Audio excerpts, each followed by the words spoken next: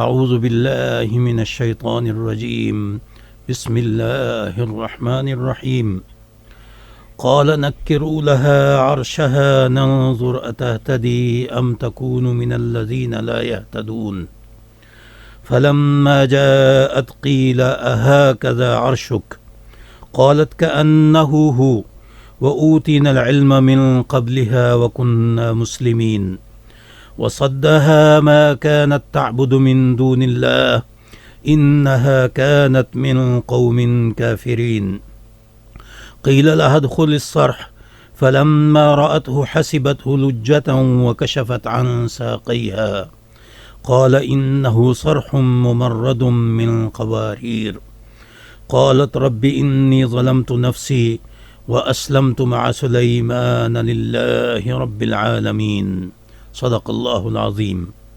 سامعین محترم، آپ نے سورہ نمل کی آیات 41 تا 44 کی تلاوت سماعت فرمائی۔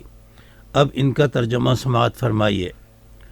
انہوں نے کہا کہ اس کے تخت کی شکل بدل کر اس کے سامنے رکھ دو، دیکھتے ہیں اسے پتہ چل جاتا ہے یا وہ ان لوگوں میں سے نکلتی ہے جنہیں راہ نہیں سوجتی۔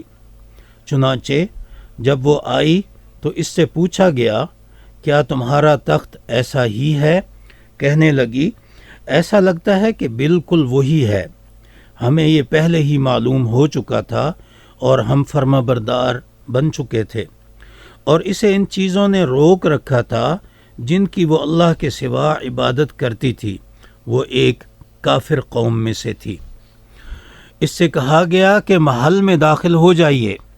جب اس نے اسے دیکھا تو اسے پانی کا حوض سمجھا اور کپڑا سمیٹ کر اپنی پنڈلیوں سے اٹھا لیا۔ انہوں نے فرمایا یہ ایسا محل ہے جس میں شیشے جڑے ہوئے ہیں۔ وہ بول اٹھی کہ اے میرے رب، میں نے اپنے آپ پر ظلم کیا ہوا تھا اور میں سلیمان علیہ السلام کے سامنے اللہ رب العالمین پر ایمان لاتی ہوں۔ نکرو کا معنی ہے صورت بدل دو، عرشہ اس کا تخت، کا معنی ہے کیا، ہاکذا ایسا ہی، صدہا اس نے روکا اسے، الصرح کا معنی ہے محل، حسبت ہو اس نے سمجھا، لجتن گہرا پانی، کشفت اس نے کھول دیا، ساقیہا اس کی پنڈلیاں، ممردن جڑا ہوا، قواریر شیشہ۔ ملکہ کے تحائف کے جواب میں حضرت سلیمان علیہ السلام کے ارشاد نے اسے بہت متاثر کیا۔ حضرت سلیمان علیہ السلام کے خط کا بھی تقاضا تھا اور اب وہ خود بھی چاہتی تھی کہ براہ راست حضرت سلیمان علیہ السلام سے گفتگو کر کے ان کے علم و حکمت سے بھی مستفید ہو اور اپنے سیاسی مستقبل کا بھی اندازہ کر لے۔ چنانچہ وہ اپنے وزراء اور اعیان کے ساتھ حضرت سلیمان علیہ السلام سے ملاقات کے لیے آئی۔ ملکہ کا تخت منگوانے کا مقصد بظاہر اس کے وفد کے سامنے اپنے ملک اور شان و شوکت کا اظہار کرنا تھا کہ اسے اطاعت و فرما برداری میں تردد نہ رہے اور وہ حضرت سلیمان علیہ السلام کے ذریعے اللہ کے مومن بندوں میں داخل ہو جائے۔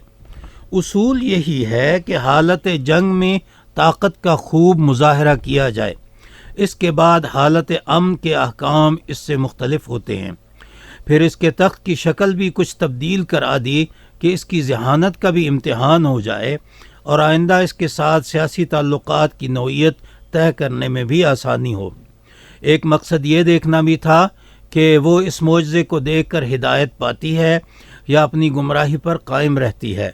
وہ تخت یہاں دیکھ کر بہت حیران ہوئی اور بولی اندازہ تو ہمیں پہلے ہی ہو گیا تھا اور ہم آپ کی شان و شوکت اور حکمت و دانائی کے قائل ہو چکے تھے۔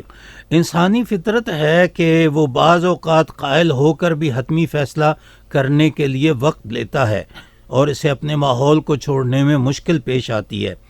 اب تک وہ اس لیے مسلمان نہ ہو سکی تھی کہ پہلے سے غیر اللہ کی عبادت گزار چلی آ رہی تھی اور پھر قوم کا اپنا رعب تھا کہ یکدم انہیں چھوڑ کر کیسے مسلمان ہو جائے، جبکہ قوم ابھی تک کافر ہی تھی۔ سماجی روایات اور قومی روابط کی زنجیریں ہر شخص آسانی سے نہیں توڑ سکتا۔ کتنے لوگ ایسے ہوتے ہیں جن پر حق واضح ہو جاتا ہے لیکن وہ اپنے ماحول کے بندھنوں سے رہائی حاصل کرنے کی جرت نہیں کر سکتے۔ صرف صاحب توفیق ہی ہوتے ہیں جو راہ کے ان بھاری پتھروں کو ہٹانے میں کامیاب ہو جاتے ہیں۔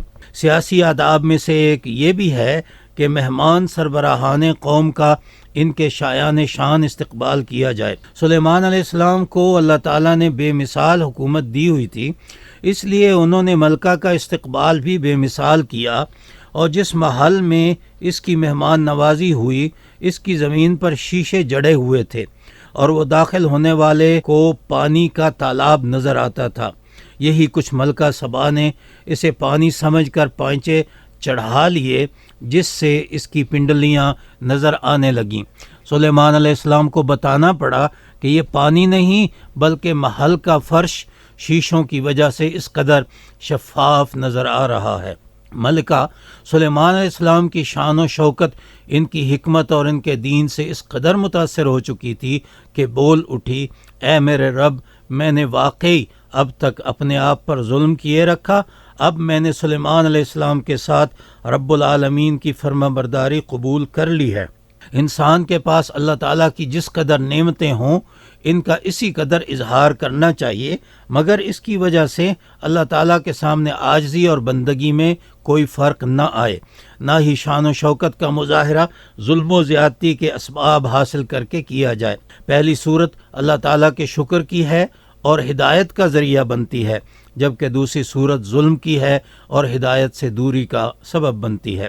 حضرت سلیمان علیہ السلام نے ان ایوانوں کے پہلو بپہلو عظیم لنگر کھانے بھی قائم کیے تھے، جہاں سے ضرورت مندوں کو پیٹ بھر کر روٹی ملتی تھی۔